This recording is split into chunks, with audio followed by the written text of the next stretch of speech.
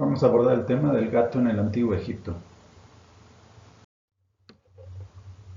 En el Antiguo Egipto, la agricultura y la ganadería posiblemente eran las actividades de mayor importancia. Las crecidas del Nilo ofrecían la oportunidad a los egipcios de tener una agricultura impresionante.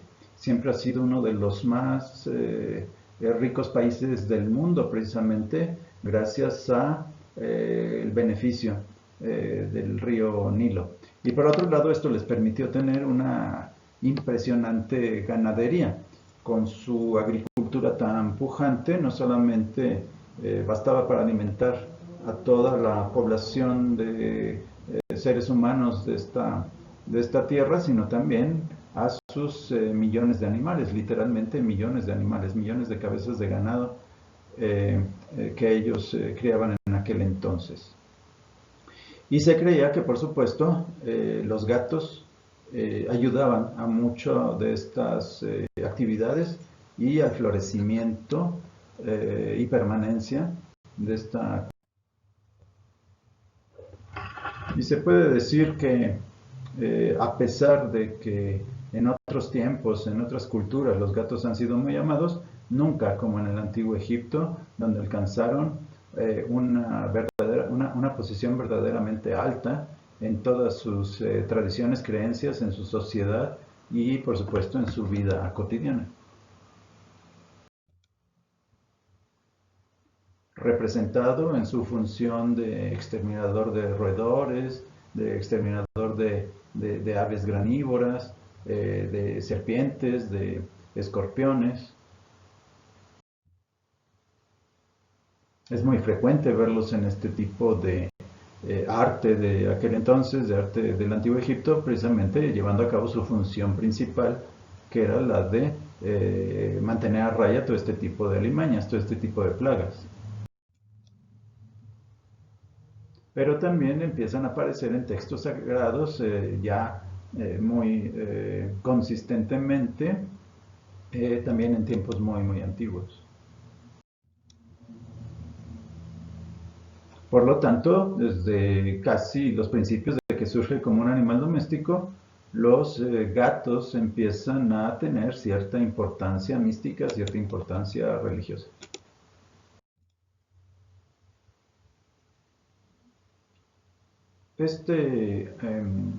Representación, una de las más hermosas que ha llegado hasta nuestros días de aquel entonces de un gato, no solamente representa una escena de entretenimiento cotidiana de un alto funcionario acompañado de su familia que va a cazar aves a las orillas del río Nilo, acompañado de su animal de compañía, de su gato favorito, sino que tiene un trasfondo muy importante.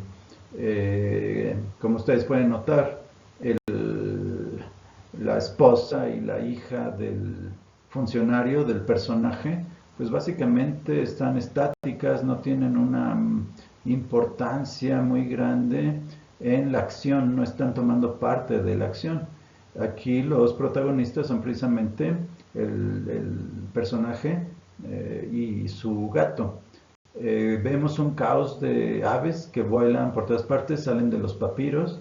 También por ahí hay algunas mariposas que salen volando abajo del bote, del elegante bote en el que van flotando esta familia. Hay también distintos tipos de peces y esta escena hacia la izquierda es caótica, mientras que la esposa y la hija del personaje representan la estabilidad, el equilibrio, la seguridad.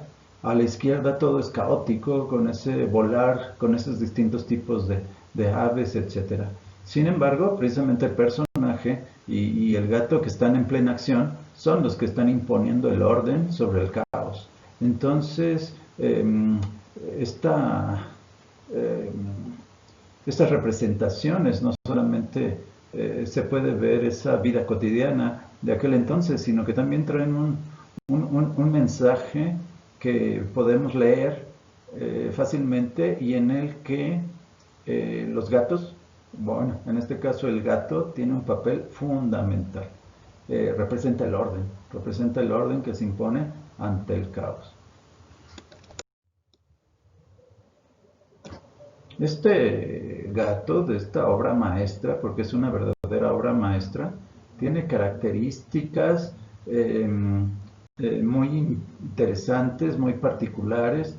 Un gato de tamaño mediano, de tipo musculoso, ligero, de una larguísima cola, orejas muy grandes que acaban en una punta redondeada, un hocico redondeado, unos ojos almendrados y grandes, la grupa es redondeada, el pecho redondeado, los pies ligeramente alargados, se dice que son ovalados o pies de liebre.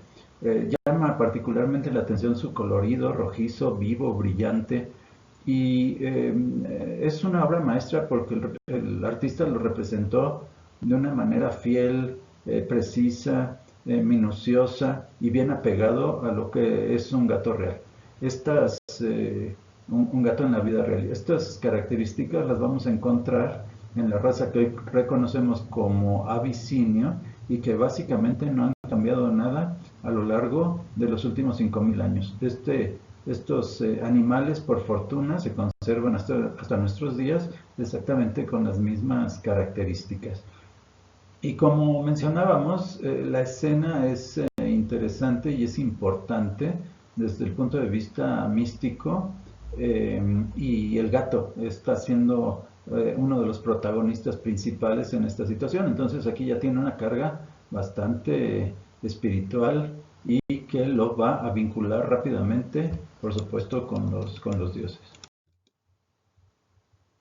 Por otro lado, pues tenemos estas representaciones en las que vemos a mascotas, a animales de compañía muy queridos que acompañan a sus dueños. Por lo regular, y especialmente durante la dinastía 18 del Antiguo Egipto, en que los gatos tuvieron un alto estatus y que se les representó profusamente, se estilaba principalmente en aquella dinastía, a retratarlos debajo de las sillas o de los tronos de sus dueños. Entonces aquí tenemos vamos a ver una serie de representaciones que así los retratan, acompañando a sus dueños debajo de sus sillas. En algunas de estas representaciones vemos elementos interesantes, el collar, la correa para que no escape, por lo tanto también el alimento, eran animales cuidados, amados, que se les procuraba bienestar. Otro gato en la misma situación, debajo de un trono, alimentándose con un pescado. Con collar, adornado con un collar, y también está comiendo algo que le dieron o que robó por ahí de alguna mesa de ofrendas. La misma situación, un gato en un harén, mientras las mujeres se preparan para una fiesta. La reina Tiji fue una de las más poderosas de toda la historia de Egipto. Amaba a los gatos, tuvo muchos de ellos.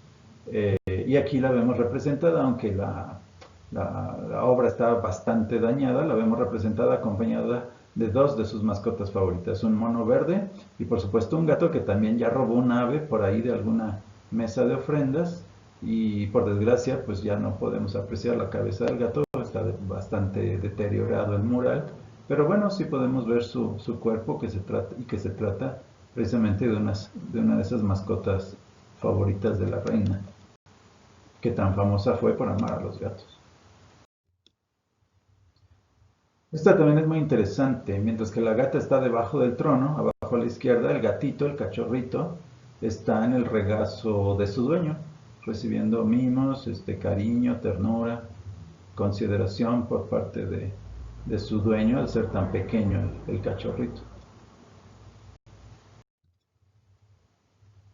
En distintos materiales de distintas calidades, a lo largo de muchos siglos, se representaron así a los gatos en la vida cotidiana y como animales de compañía favoritos y consentidos. Mucho de la información de los gatos del Antiguo Egipto y de otros muchos temas llegan hasta nuestros días gracias a las ostracas. Las ostracas son estas piedras planas en donde los antiguos egipcios hacían bocetos antes de llevarlos a una pared, por ejemplo, para hacer un mural, o antes de llevarlos a un papiro. El papiro era caro, también por supuesto los materiales para hacer un mural, desde el recubrimiento hasta las mismas pinturas, pues no eran nada baratas. Entonces siempre se hacían estos bocetos, siempre se hacían ensayos, por ejemplo, de escritura en estas ostracas, para después ser traspolados, para después ya poner la idea plena, completa, en un papiro o en una pared. Entonces estas ostracas, que son tan abundantes en Egipto, nos dan mucha de la información de aquel entonces, y por supuesto también mucha de la información de la vida cotidiana, y mucha de la información que tiene que ver con los gatos de aquel entonces.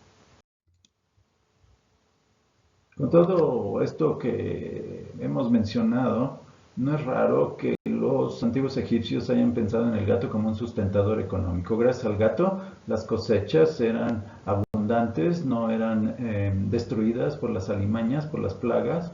Eso permitía un superávit de alimentos para alimentar millones de cabezas de ganado, por supuesto a toda la población humana de Egipto, a un ejército que protegía a Egipto, el primer ejército organizado de la historia, que protegía a Egipto, que no tiene otra función más que proteger a Egipto en contra de las invasiones extranjeras, verdaderos ejércitos de obreros que trabajaban en estas obras grandiosas, como las pirámides, como Karnak, el templo de Karnak, que duró más de 1000 años construyéndose, el templo de Abu Simbel, que es el templo monolítico más grande de todo el tiempo, de todos los tiempos, de todo el mundo.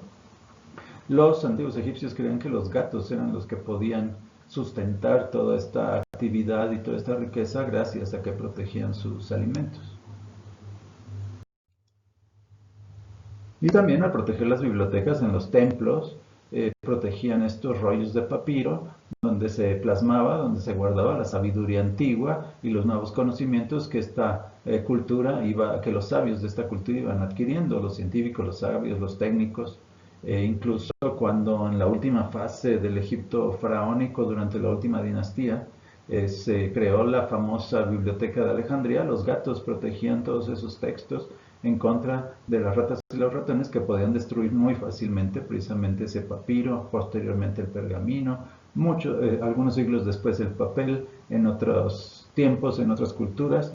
Y entonces los gatos, por decirlo de alguna forma, siempre han sido protectores de los libros, de la sabiduría, también de obras artísticas. Hay muchos museos en el mundo cuyas colecciones son protegidas en contra de las plagas de ratas y ratones, precisamente por gatos, como podría ser el Hermitage en Rusia. Entonces no es raro con todo esto que los antiguos egipcios no solamente pensaban en el gato como un sustentador económico de su cultura, sino también como un protector de su sabiduría. Y poco a poco, no solamente fueron mascotas mimadas, sino verdaderas personajes importantes y miembros de la sociedad importantes en la comunidad. Posteriormente, pues casi llegarían a ser sagrados. Esto es una representación de una anécdota, de un mito que fue muy gustado por los antiguos egipcios y que por lo tanto fue plasmado en papiro, fue plasmado en las paredes, lo encontramos en sarcófagos. Este mito en el que se representa a un gato peleando contra una serpiente y cortándole la cabeza. El mito dice que el sol convertido en gato todas las noches peleaba contra una serpiente monstruosa que representaba el mal, la oscuridad, el caos, y que gracias a eso el mundo podía seguir existiendo, el sol podía seguir iluminando el mundo para dar progreso, evolución, desarrollo, vida, calor al mundo entero, a Egipto y al mundo entero. El mito dice que el disco solar era empujado a través de la bóveda celeste por un escarabajo sagrado. El escarabajo sagrado, a lo largo del día, remontaba a los cielos empujando al sol, y el sol daba ese calor, esa luz, esa vida, desarrollo, evolución a Egipto y al mundo.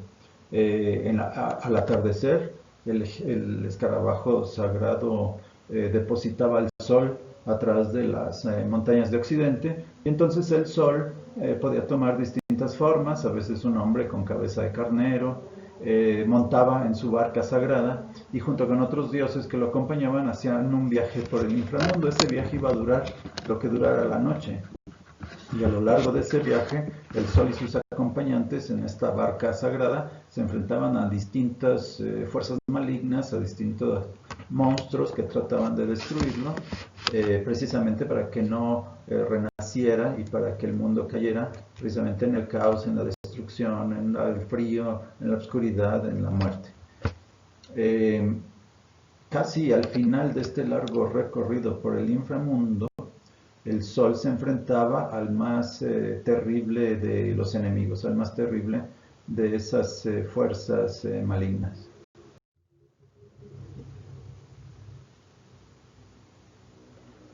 El sol se enfrentaba a una serpiente que los antiguos egipcios llamaban Apep. Después los griegos, recordemos que la última dinastía del antiguo Egipto faraónico fue una dinastía de origen griego, lo llamaron Apophis, pero los egipcios le llamaban Apep, a esta serpiente del mal que se enfrentaba en esa última etapa de la noche al sol. Los egipcios habían, por supuesto, notado desde hacía siglos cómo los gatos eran especialmente aptos para luchar contra serpientes e incluso eliminarlas, incluso matarlas. Así que no se les ocurrió ninguna otra figura o forma mejor que la de un gato para luchar contra la serpiente del mal, la serpiente Apep. Y entonces el mito dice que el sol se convertía en el gran gato, que también ha llamado Miuti. Y entonces Miuti, el gran gato, peleaba, el sol convertido en gato, peleaba contra esta serpiente. Al final de la terrible y titánica lucha, el sol le cortaba la cabeza. En ese momento en el que vencía a Apep, el sol volvía a tomar su forma de disco solar. Y entonces era nuevamente tomado por el escarabajo sagrado para que juntos remontaran los cielos, dando un día más de luz y de vida al mundo. Si alguna vez Apep hubiera vencido al gran gato, el mundo hubiera caído en la oscuridad, el sol hubiera muerto, el mundo hubiera caído en la oscuridad, en el caos y en la destrucción. Los colores del amanecer son los colores de la sangre de Apep, que está brotando de su cuello cortado y que envuelven el nacimiento del sol cada día. La conversión del gran gato nuevamente en el disco solar. De ahí los colores impresionantes del amanecer, que es la sangre de Apep que brota de su cuello cortado. Sin embargo, a Apep todos los días le crecía una nueva cabeza, porque era eterno, y todas las noches el sol tenía que volverse a convertir en gato para luchar contra esta serpiente. Y es por eso la abundancia de estas representaciones. Sin el sol convertido en gato, pues no podría sobrevivir el mundo. Así que, como se mencionó, pues aparecen abundantemente la representación de este mito a lo largo de toda la historia de Egipto en diferentes situaciones, papiros, murales, sarcófagos. Algunas son muy elaboradas, muy exquisitas, otras más sencillas, pero representan este gustadísimo mito por aquellas personas de esta cultura. El sol enfrentándose a la serpiente del mar, convertido en gato. Heliópolis, como le llamaron los griegos, fue la ciudad de Egipto en la que se adoraba al sol en todas sus manifestaciones. Es muy difícil actualmente estudiar Heliópolis porque quedó casi debajo del Cairo. El Cairo fue construido encima de la antigua ciudad de Heliópolis. Pero ahí se adoraba a Khepri, que es el dios escarabajo, o como un hombre con cabeza de escarabajo, que es el sol del amanecer, ese escarabajo que empuja al sol desde el principio del día hasta el ocaso. Es Khepri quien lo empuja, por lo tanto es el escarabajo sagrado y representa al sol del amanecer, al sol naciente. Ra es el sol del mediodía, Por lo regular el disco solar, representado como el disco solar, como un halcón, como un hombre con cabeza de halcón, un dios guerrero, poderoso, feroz. Atón es el dios del atardecer, un dios debilitado, un dios viejo, representado precisamente como un anciano, como un hombre con cabeza de carnero, como un sol cuyos rayos terminan en pequeñas manos. Y el sol nocturno que se enfrentaba todas las noches a Pep, la serpiente del mal, el gran gato, o Mioti, también era adorado precisamente en esta ciudad dedicada al sol, la ciudad de Heliópolis.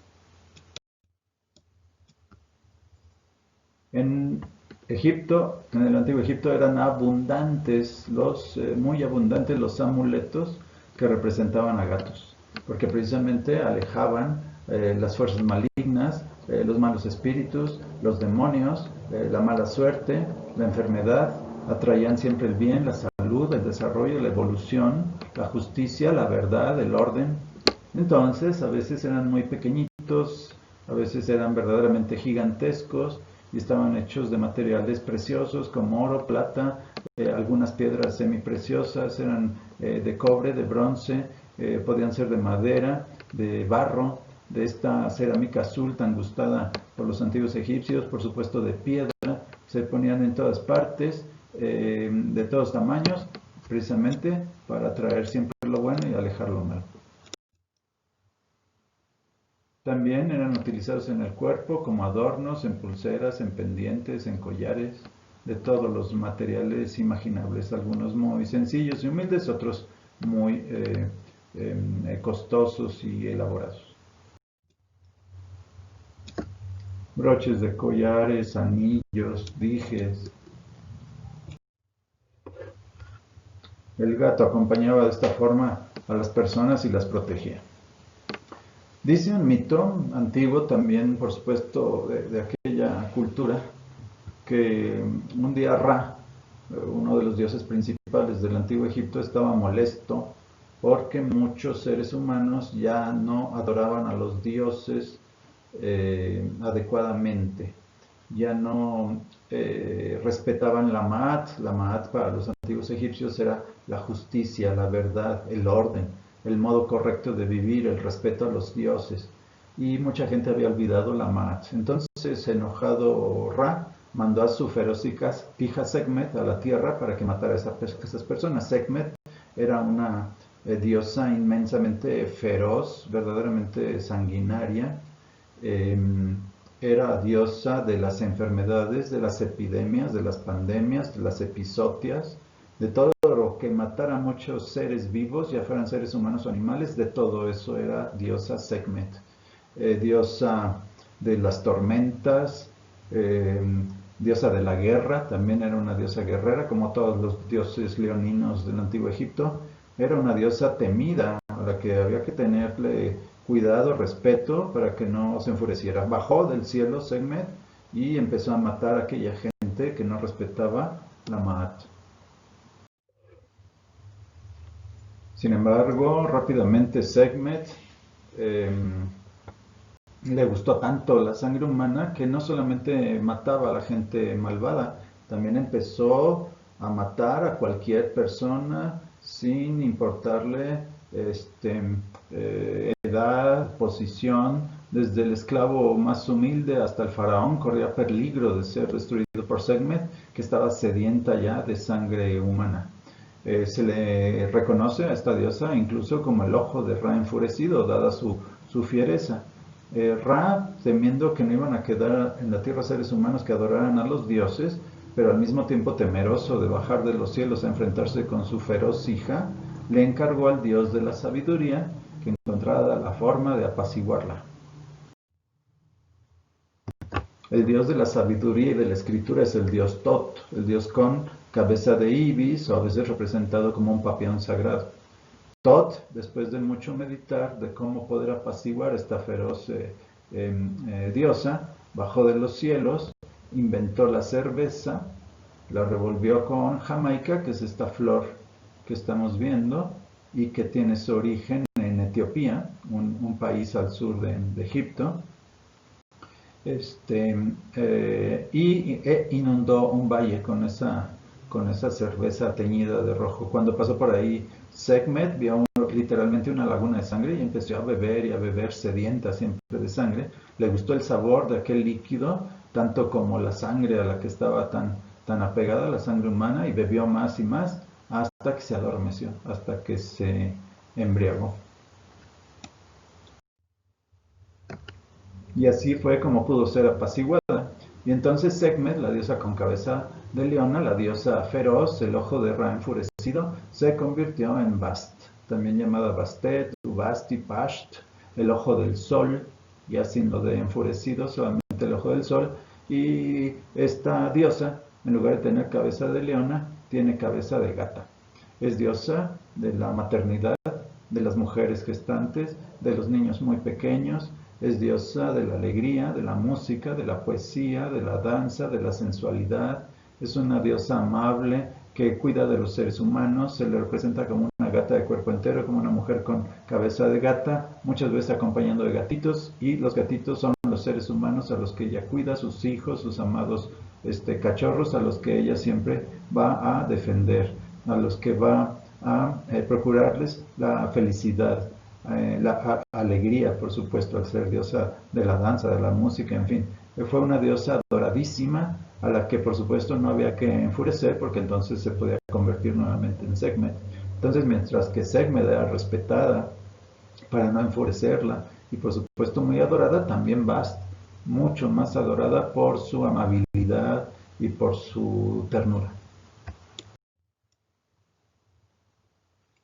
Se la representa de estas maneras, con cabeza de gata o una gata de cuerpo entero. Y a veces lleva canastitas y dentro de esas canastitas otra vez van sus gatitos, los seres humanos a los que ella protege, cuida, mima constantemente. Por supuesto que todo esto está basado en el instinto materno que los egipcios observaban en sus gatas y que después llamaría mucho la atención de un viajero griego que llegó a Egipto en el siglo V llamado Heródoto. Así que los gatos se convirtieron en representantes de Bast. Los gatos eran representantes de esta diosa tan amada y por lo tanto también respetados como los animales favoritos de esta deidad. Este vaso de ungüentos que tenemos a la derecha es la escultura más antigua de gatos de las que se han descubierto. La más antigua de todas las esculturas es esta. Y por fortuna todavía conserva los ojos. Muchas de las esculturas que han llegado hasta nuestros días ya no los tienen. Esta, que es la más antigua, sí conserva todavía los ojos originales. Bast es representada como una gata amamantando, como una gata que está jugando con sus cachorritos. Una madre amorosa, al pendiente, que protege pues a su camada. Y así se representó a lo largo de siglos. Pero recordemos que también los gatos son representantes del sol. Son representantes de Ra, de Kepri, por supuesto Muti, el gato nocturno. Y en muchas ocasiones estas representaciones de gatos que representan precisamente a Ra, al sol, se les agregaban estos pendientes de oro.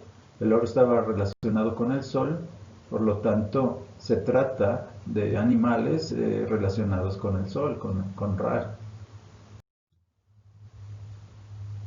Igual que en muchas otras culturas, los antiguos egipcios acostumbraban los exvotos. Los exvotos son un regalo, puede ser de distintos tipos, de las más variadas formas, los más variados objetos que una persona le regala a una deidad.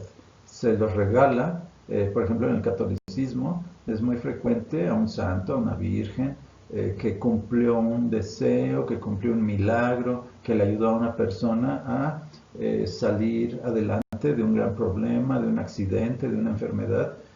Muchas culturas han utilizado estos regalos de agradecimiento a los dioses, a las deidades. Y por supuesto los egipcios no fueron la excepción. Ellos acostumbraban regalar como exvotos, darle estos regalos a los dioses, agradeciendo su ayuda, un favor, un milagro concedido, etcétera. Acostumbraban regalarles precisamente gatitos, figuras de gatitos. Entonces también se han encontrado muchos de estas en todo el territorio egipcio, que nos hablan de esta costumbre que tenía este pueblo. Tebas llegó a ser tan adorada que se le construyó toda una ciudad en tiempos muy antiguos. Se construyó Perbastet. Los egipcios le llamaban así el dominio de Bast. Los griegos le pusieron Bubastis. Como quiera que sea, fue construida en una dinastía muy alejada, muy antigua, la sexta. Y por supuesto que en esta ciudad dedicada a esta diosa, pues había templos dedicados a ella, y en esos templos gatos dedicados a la diosa. Gatos consagrados a la diosa que una vez muertos eran cuidadosamente embalsamados, es decir, momificados y depositados en cementerios especiales. Un viajero e historiador griego del siglo V, Heródoto, visita este país, y una de las cosas que le llaman la atención de forma muy importante son precisamente los gatos. Los gatos eran prácticamente desconocidos fuera de Egipto. De hecho, durante casi 3000 años solamente salieron muy pocos gatos al resto del mundo en aquel Egipto faraónico. Fue hasta la época romana en la que los gatos fueron pues sí, sacados de Egipto y llevados a la cuenca del Mediterráneo, distribuidos por la cuenca del Mediterráneo, y de ahí alcanzaron otros territorios conforme van pasando los siglos. Esto sucede hace exactamente unos 2000 años, porque Egipto se convierte en una provincia romana en el primer siglo antes de Cristo.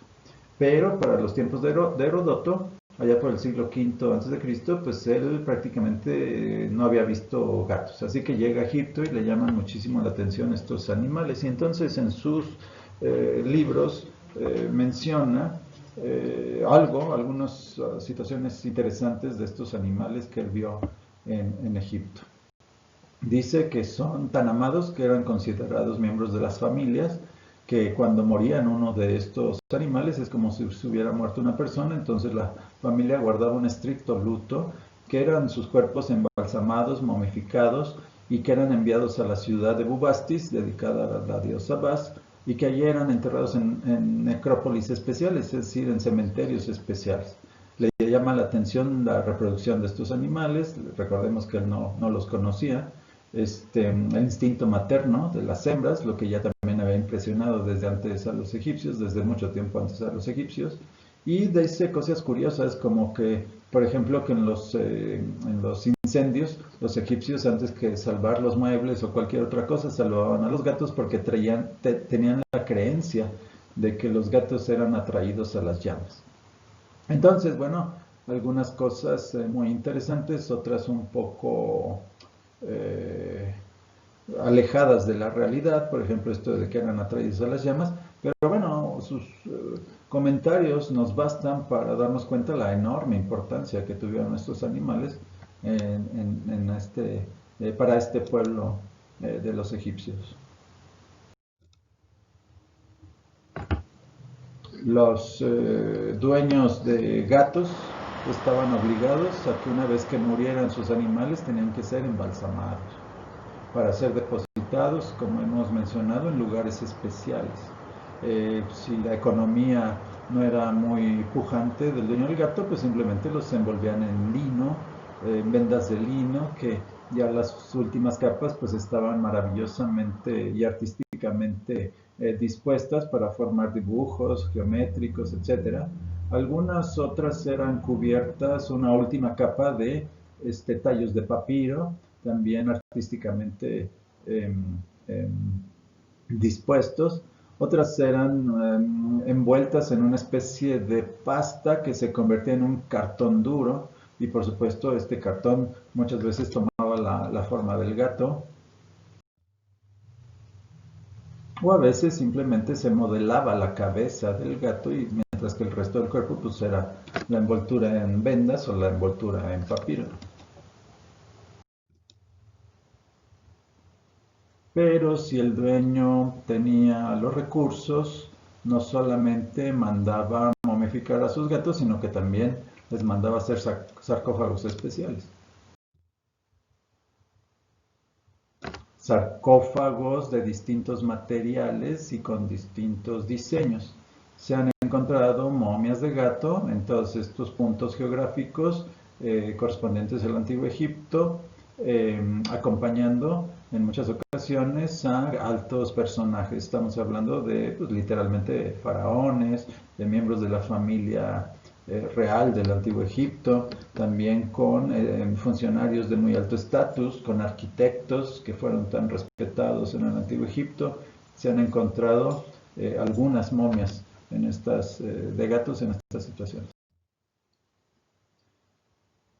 Entonces, sus sarcófagos de distintos materiales podrían ser de bronce, de madera, de piedra, unos en forma de caja, otros en forma del mismo gato que contenía la momia pues, de ese gato. Seguramente hubo de oro y de plata que se han perdido por lo valioso de los materiales utilizados pues, hace siglos, pero no dudo que algún gato muy consentido de un alto personaje haya sido enterrado en un sarcófago de oro y plata. Y muchas de estas momias de gatos son acompañadas de pequeñas momias de ratones. Se han descubierto momias de ratones que eran incluidas junto a las momias de los gatos para que precisamente los gatos tuvieran que comer durante toda la eternidad.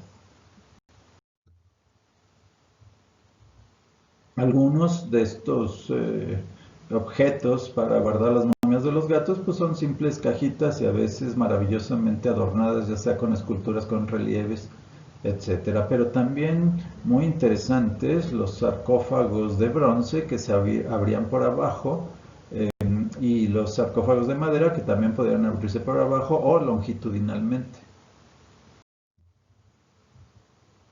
Se ha encontrado una gran variedad de ellos, de distintos tipos de maderas, por supuesto, y gracias a las técnicas modernas se puede estudiar sin dañar, sin desenvolver, a veces hasta sin sacar a las momias de estos sarcófagos de una manera mucho más adecuada y que nos brinda muchísima información. Muchísima información sobre el tipo de gato, sus posibles enfermedades, tal vez la causa de muerte, el proceso de momificación.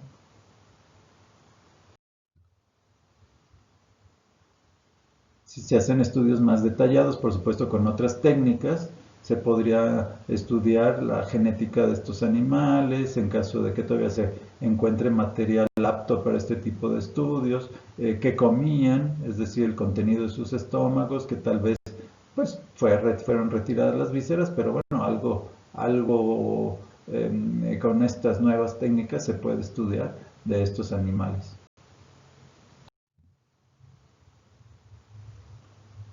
En Egipto antiguo se habla de esas necrópolis especiales donde a veces se depositaban literalmente miles de gatos.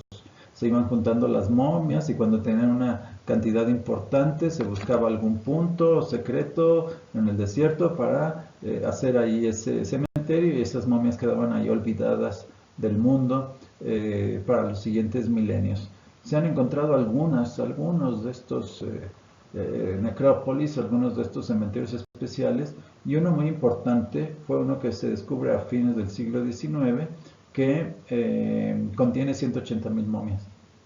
Por desgracia, estas momias fueron literalmente trituradas, molidas, para hacer con ellas 18 toneladas de fertilizante.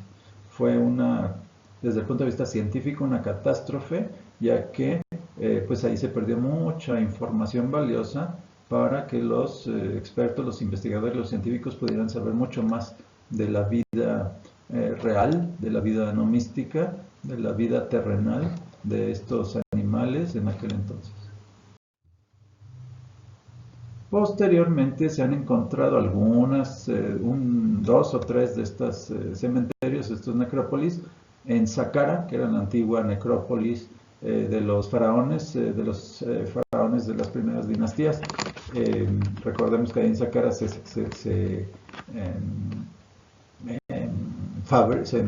construye, se edifica esta pirámide escalonada que fue la primera en piedra, y un par de cementerios más fueron descubiertos hace pocos años precisamente en la ciudad de Bubastis, cerca de la ciudad de Bubastis, la antigua ciudad dedicada a la diosa con cabeza de gato.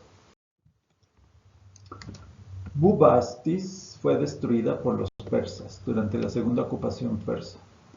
Dice la leyenda que la primera vez que los persas conquistaron Egipto, en el año 525, cuando estaban gobernados por el rey de reyes Cambises II, los persas pudieron conquistar Egipto gracias a los gatos. Dice estas historias antiguas de que los persas se apoderaron de una ciudad fronteriza del antiguo Egipto llamada Pelusium. Pelusium es lo que actualmente es Puerto Said, y Puerto Said es la entrada del canal de Suez. Se supone que los persas llegan a esa ciudad fronteriza, fortificada, se apoderan de ella, se apoderan de los gatos y después utilizan a los gatos como escudos vivientes para irse introduciendo hacia el resto del país y conquistarlo.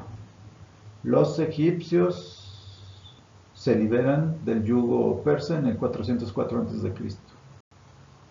Tiempo después, y viendo los persas la enorme riqueza que les puede brindar Egipto, que siempre ha sido rico en agricultura y en ganadería, lo reconquistan en el año 343. No sin antes enfrentarse a una rigurosa, férrea oposición del pueblo egipcio. Cuando por fin los persas logran ocupar por segunda vez estas tierras, mandan destruir la ciudad de Bubastis. Esta imagen que se observa aquí es la ciudad de Bubastis hoy en día, destruida desde hace más de 2300 años por estos conquistadores que quisieron de esta forma y de muchas otras humillar a los egipcios o juzgarlos para que no se volvieran a rebelar en contra de sus conquistadores. Esto también es Bubastis. Bubastis fue a tal grado destruida en aquel entonces por los persas que hoy en día incluso es difícil tratar de levantar los planos de la ciudad, los planos de los templos, etcétera, porque la devastación fue absoluta, fue total, fue terrible. La amada ciudad de los gatos fue completamente destruida en aquel entonces. Pero bueno, cerca de aquí se han encontrado un par de esos cementerios secretos de gatos. El fin del imperio egipcio marca la salida oficial del gato de Egipto.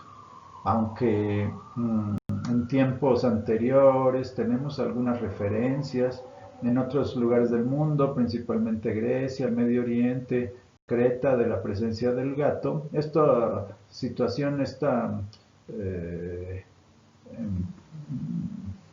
presencia del gato en estos lugares no fue permanente ni constante, al contrario, fue bastante aislada. Y no es precisamente hasta que Egipto se termina el reinado de los faraones, que muere la última faraón, Cleopatra VII, y que se convierte en una provincia romana, que los romanos, dándose cuenta precisamente de la gran utilidad que estos animales brindan, lo sacan de ese país. Entonces, el fin del imperio egipcio marca el comienzo de la expansión del gato al resto del mundo y del conocimiento de otras culturas desde esta especie. Uno de los últimos descubrimientos que se han hecho con respecto a los gatos en el antiguo Egipto fue hace pocos años en Alejandría, de un templo dedicado a la diosa Bast. Este templo fue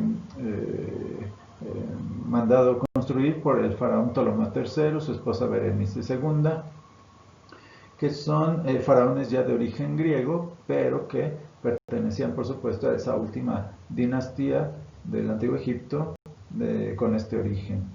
Ellos, a pesar de sus orígenes griegos, seguían de alguna forma adorando a los antiguos dioses y promoviendo su culto precisamente con la construcción de estos templos. Este templo sigue en estudio, siguen encontrando cosas referentes a los gatos, cosas referentes a la diosa Bast, y no será raro que sigamos encontrando en los reportes de los científicos, pues información importante, interesante, valiosa con respecto a estos animales en esta cultura. Y pues es muy breve, muy rápido, pero bueno, con lo que hemos platicado y visto, creo que nos damos muy buena idea de la gran importancia que tuvieron estos animales para esta cultura y del mucho amor que estas personas tuvieron a esta especie. Muchas gracias por su atención.